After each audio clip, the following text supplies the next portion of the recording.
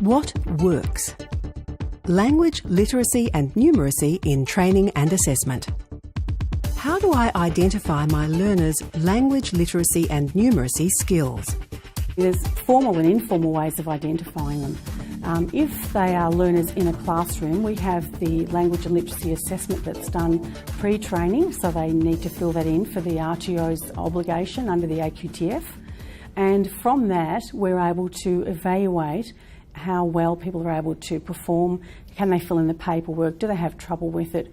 And as a teacher coming into the classroom or taking over that learning group, I'm able to then readily identify who I might need to provide more support for.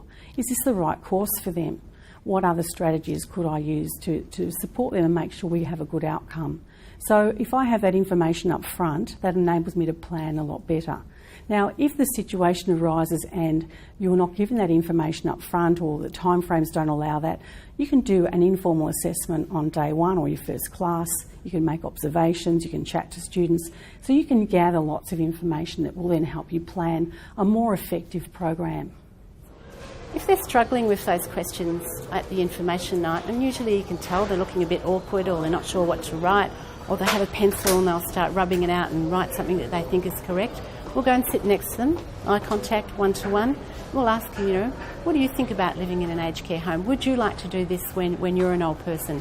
So that's another way of informally testing, if you like. So it's not all formal testing.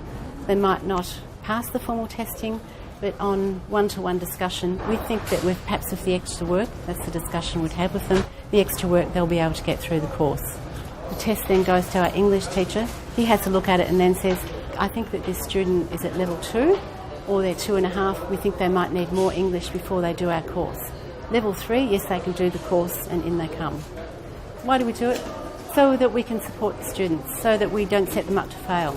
In some of the companies I'm with, we actually do a screening test, which is people have to actually go through an LLN, test to see what their level is. That formative assessment of people's language and literacy and numeracy skills is very important.